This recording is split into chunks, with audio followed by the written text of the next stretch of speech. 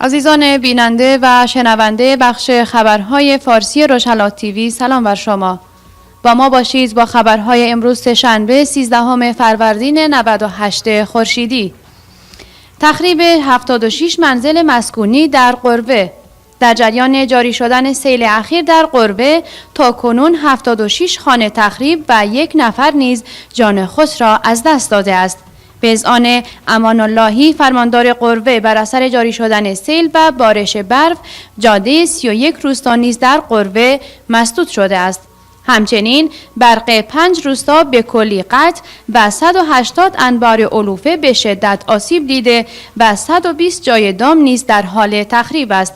در همین زمینه تصاویر انتشار یافته از روستاهای هرسین و سحنه در کرمانشاه نشان از محاصره سیل برخی از روستاهای این مناطق دارد. فرماندار بیجار نیز از محاصره روستای زردکمر در جریان جاری شدن سیل و همچنین مسدود شدن راه ارتباطی بیش از 50 روستای این شهرستان به علت بارش برف خبر داد. محمد نجفی از وکلای دادگستری مجدداً بازداشت شد.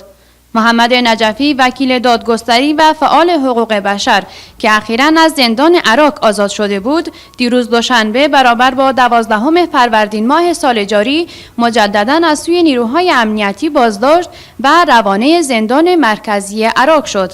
بر اساس گزارشات منتشر شده، بازداشت این وکیل دادگستری از سوی نیروهای حفاظت وابسته به نیروی انتظامی عراق و در ارتباط با بخش دوم پرونده و محکومیت 10 ساله حبس وی صورت گرفته است. شورای شهر پاریس شهروندی افتخاری نسرین ستوده را تصویب کرد.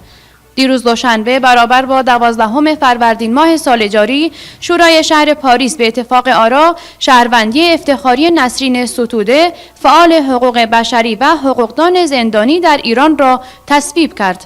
پاتریک گلوگمن، مسئول روابط بین المللی شهرداری پاریس، عنوان کرد که نسرین ستوده برای دفاع از آزادی‌های بنیادین و حقوق زنان با دشواری‌هایی دست و پنجه نرم می‌کند که سرمشقی برای همه ماست.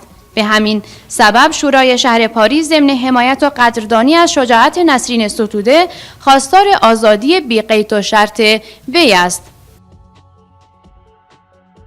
ایران و حزب الله کارگاه سری ساخت موشک در لبنان احداث کردند. مایک پومپئو در جریان سفر اخیر خود به خاورمیانه طی دیداری با سعد حریری نخست وزیر لبنان در بیروت در خصوص یک کارگاه سری ساخت موشک توسط ایران و حزب الله در خاک لبنان هشدار داد. در همین راستا در سپتامبر گذشته نیز نتانیاهو در سخنانی در مجمع عمومی سازمان ملل متحد درباره وجود 2 کارگاه ساخت موشک در لبنان سخن گفته بود که پس از این سخنرانی حزب الله این 2 کارگاه را بست. عزیزان و همراهان گرامی، به پایان این بخش خبری رسیدیم. از همراهی شما سپاسگزاریم.